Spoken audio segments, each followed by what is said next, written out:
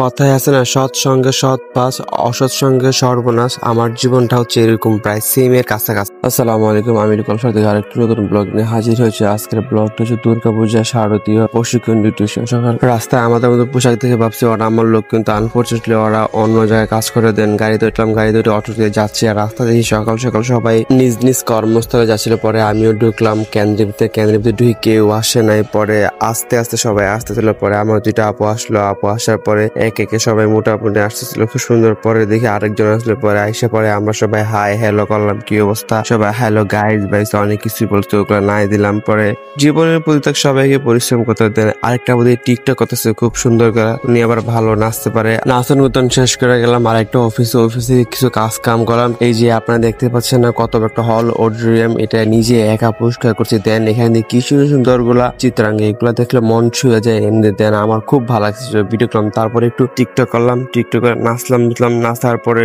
আবার সেই কাজ, মানে কাজ আর কাজ বুঝলাম না। কিছুক্ষণ পর এটাকে পরে আবার গেলাম হলের ভিতরে যা থেকে সবার লিস্ট বাক করতে, লিস্ট বাক করার পরে গাড়িতে উঠলাম। গাড়িতে ওইটা আমার লিস্ট ছিল টানবাজার আসলাম। টানবাজার এসে থেকে দুইটা ভাই পরিচিত।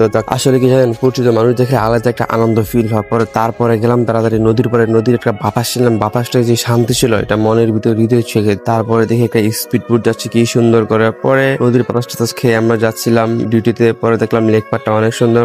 এর ভিতরে আমার ডিউটি শেষ করে আমার পেটে এমন খিদা লাগছে। পরে তাড়াতাড়ি করে আমার একটা আপু আছে, আপুর ফোন দিল। আপুর পাশে গিয়ে এত মজার খাবার খেলাম, পোলাও, ডিম ভর্তা, অনেক মজা ছিল। এবং সেই আপু খাওয়াইছে, অনেক ধন্যবাদ এত মজাদার খাবার খাওয়ানোর জন্য। খাবারটা আসলে অত্যন্ত সুস্বাদু এবং মজাদার ছিল। দেন খাইতে খাইতে ভাবি, আর জীবন কোথায় রিজিক লেখা থাকে কেউ বলতে পারে না। খাচ্ছি আর নানান ধরনের গল্প করতেছিল, খুশামবিদি। পরে খাইতে পরে আমরা বের হয়ে যাচ্ছি। আর পাশের মসজিদটা এত সুন্দর ছিল, এরকম খুব ইউনিক ডিজাইন মসজিদ। পরে যাচ্ছিলাম লেক পার্ক দিয়ে। লেক পার্কের ভিতরে কত কিছু দেখা যায়, আপনারা তো বুঝেনি, বাকিটা আর কি বলবো। লেক পার্কের অবস্থা মোটামুটি সুন্দর ছিল, আমার কাছে খুবই ভালো লাগছে। লেক পার্ক দেখে মনটা আরো খুশি হয়ে গেছে। মনে হলো যে উফ, কি শান্তি, প্রকৃতির নিঃশ্বাস। নিজেকে কিছু বলতে চায়, নিজ ছন্দে নিজ আপন্দে মনে হয় আহ কি শান্তি আর শান্তি।